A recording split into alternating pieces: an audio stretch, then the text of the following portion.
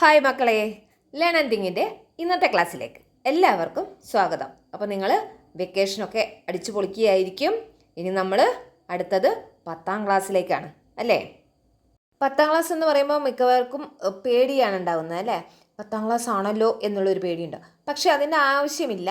പേടിക്കാതെ നല്ലതുപോലെ ശ്രദ്ധിച്ച് പഠിക്കുകയാണ് വേണ്ടത്. കാരണം എന്താണെന്ന് വെച്ചാൽ നമുക്കിഷ്ടമുള്ള വിഷയം എടുത്ത് പഠിച്ച് നമ്മൾ ഉദ്ദേശിച്ച ലക്ഷ്യത്തിലേക്ക് എത്തിച്ചേരണമെങ്കിൽ നമുക്ക് എന്ത് വേണം? SLCക്ക് അല്ലെങ്കിൽ 10ാം ക്ലാസ്സിൽ നല്ല വിജയം നേടാൻ കഴിയണം. ശ്രദ്ധിക്കേണ്ട ഒരു കാര്യം എന്ന് പറയുന്നത് എല്ലാ ദിവസവും എല്ലാ വിഷയവും അരമണിക്കൂറെങ്കിലും പഠിക്കാൻ നിങ്ങൾ ശ്രമിക്കുക.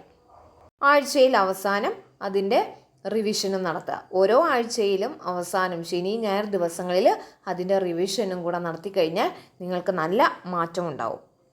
ഇന്ന് നമ്മൾ ചർച്ച ചെയ്യുന്നത് ഭാഷ പൂത്തും സംസ്കാരം തളിർത്തും എന്ന ഫസ്റ്റ് യൂണിറ്റാണ്. കേരള പാഠാവലിയിലെ ഫസ്റ്റ് യൂണിറ്റാണ് ഭാഷ പൂത്തും സംസ്കാരം തളിർത്തും എന്നുള്ളത്. കഥ പറയാനും കേൾക്കാനും ഒക്കെ മനുഷ്യർക്ക് ജന്മസിദ്ധമായ കഴിവുണ്ട്, അല്ലെങ്കിൽ വാസനയുണ്ട് അല്ലേ. ജീവിക്കാനും ജീവിതം ആവിഷ്കരിക്കാനും ആ ജീവിതങ്ങളെ ആവിഷ്കരിക്കുന്നതിന് എന്ത് വേണം? ഭാഷ വേണം. ഓരോ ജനസമൂഹവും ചുറ്റുപാടിൽ നിന്ന് ആർജിക്കുന്ന മാതൃഭാഷയിലൂടെയാണ് ജീവിതാവിഷ്കാരം നിർവഹിക്കുന്നത്. ജീവിതത്തെ അർത്ഥപൂർണമാക്കുന്നത് എന്താണ്? ഭാഷയാണ്. ആ ജീവിതം എന്താണ്? കഥയാണ്. നന്മകളും നേരുകളും തിരിച്ചറിവുകളും നിറയുന്ന കഥയാണ്.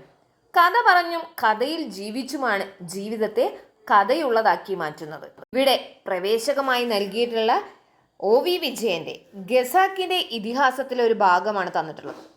ഖസാക്കിന്റെ ഇതിഹാസത്തിലെ പ്രധാന കഥാപാത്രമായ രവി കുട്ടികളോട് പറയാണ്, ഇന്ന് നമുക്കൊരു കഥ പറയാമെന്നുള്ളത് അല്ലേ. അങ്ങനെ എന്ത് കഥയാണ് വേണ്ടത് എന്ന് ചോദിച്ച സമയത്ത് സുറുമയിട്ട ഒരു പെൺകുട്ടി പറയാണ്, ആരും ചാകാത്ത കഥയാണ് ഞങ്ങൾക്ക് വേണ്ടത് എന്ന് പറയുന്നു. അങ്ങനെ രവി കഥ പറയുകയാണ്. ആരും ചാകാത്ത ഒരു കഥയാണ് പറയുന്നത്. ഇവിടെ ഖസാക്കിലെ രവി കുഞ്ഞുങ്ങളോട് പറയുന്ന കഥയിൽ മാനവികതയുടെ വലിയ പാഠങ്ങളുണ്ട്. ആ സുറുമയിട്ട പെൺകുട്ടി കുഞ്ഞാമിനെയായിരുന്നു. ആ കുരുന്നു മനസ്സിലെ മോഹം നമുക്കും തിരിച്ചറിവിൻ്റെ വഴിയിലെ വെളിച്ചമാകണം. ആ ചിന്തകൾ അവളിൽ ഉണർത്തിയത് മാനവികതയാണ്. ഈ ഒരു യൂണിറ്റിലെ ആദ്യത്തെ പാഠമായി വരുന്നത് കഥകൾ അതിമോഹനം എന്നുള്ളതാണ്. ഇതിഹാസ കാവ്യമായ മഹാഭാരതം, അതായത് ശ്രീ മഹാഭാരതം കിളിപ്പാട്ടിലെ ദ്രോണപർവത്തിൽ നിന്നും എടുത്തൊരു ഭാഗമാണ് കഥകൾ അതിമോഹനം എന്ന് പറയുന്നത്. അപ്പോൾ നമ്മൾ കിളിപ്പാട്ട് എന്ന് കേൾക്കുമ്പോഴേക്കും നമ്മുടെ മനസ്സിലേക്ക് ഓടിയെത്തി അത് ആരായിരിക്കും എഴുതിയത് എന്നുള്ളത് അല്ലേ. അപ്പോൾ തുഞ്ചത്ത് രാമാനുജൻ എഴുത്തച്ഛനാണ് നമ്മുടെ കിളിപ്പാട്ട് പ്രസ്ഥാനത്തിൻ്റെ ഉപജ്ഞാതാവ് എന്നറിയപ്പെടുന്നത്. അദ്ദേഹത്തിൻ്റെ ശ്രീ മഹാഭാരതം കിളിപ്പാട്ടിലെ ഒരു ഭാഗമാണ് ഇവിടെ തന്നിട്ടുള്ളത്. എഴുത്തച്ഛനെ കുറിച്ച് പറയുന്ന സമയത്ത് നമ്മുടെ മനസ്സിലേക്ക് വേഗം ഓടിയെത്തുന്ന മറ്റൊരു കാര്യം കൂടെ ഉണ്ടല്ലേ. ആധുനിക മലയാള ഭാഷയുടെ പിതാവ് എന്നാണ് അദ്ദേഹം അറിയപ്പെടുന്നത്. അതുപോലെ പ്രാചീന കവിത്രയത്തിൽ ഉൾപ്പെടുന്ന കവി കൂടിയാണ് ആര്? നമ്മുടെ തുഞ്ചത്ത് എഴുത്തച്ഛൻ. മലയാള ഭാഷയെ ഇന്ന് കാണുന്ന ഈ രീതിയിൽ മനോഹരമായിട്ട് മാറ്റിയത് അദ്ദേഹമാണ്. അതുകൊണ്ടാണ് അദ്ദേഹത്തിനെ ആധുനിക മലയാള ഭാഷയുടെ പിതാവ് എന്ന് അറിയപ്പെടുന്നത്. പ്രാചീന കവിത്രയത്തിൽ ഉൾപ്പെടുന്ന മറ്റു കവികൾ ആരൊക്കെയാണെന്ന് അറിയാമോ? ആരൊക്കെയാണ്? തുഞ്ചത്ത് എഴുത്തച്ഛൻ, കുഞ്ചൻ നമ്പ്യാർ, ചെറുശ്ശേരി, ഇവരാണ് പ്രാചീന കവിത്രയത്തിൽ ഉൾപ്പെടുന്ന മറ്റു കവികൾ. ചോദിക്കാൻ സാധ്യതയുള്ളതാണ്, അതുകൊണ്ടാണ് ഒന്നുകൂടെ ഉറപ്പിച്ച് പറയുന്നത്. മഹാഭാരതം എന്ന് പറയുന്നത് ഇതിഹാസ കാവ്യമാണെന്ന് നമ്മൾ പറഞ്ഞില്ലേ. അതിൽ സഹോദരന്മാരുടെ മക്കൾ തമ്മിൽ രാജ്യാധികാരത്തിന് വേണ്ടി നടത്തിയ കൊടിയ യുദ്ധമാണ് ആവിഷ്കരിക്കുന്നത്. ആ കഥയിലൂടെ യുദ്ധം മാനവരാശിക്ക് വരുത്തി വയ്ക്കുന്ന മഹാവിപത്തിനെ കുറിച്ചുള്ള താക്കീതാണ് നൽകുന്നത്. വ്യാസനാണ് മഹാഭാരതം എഴുതിയത്. എന്നാൽ മഹാഭാരതം കിളിപ്പാട്ട് എഴുതിയതാണ് ആര്? തുഞ്ചത്ത് രാമാനുജൻ എഴുത്തച്ഛൻ. വ്യാസൻ 18 പർവ്വങ്ങളിലായാണ് മഹാഭാരത കഥ അവതരിപ്പിച്ചിട്ടുള്ളത്.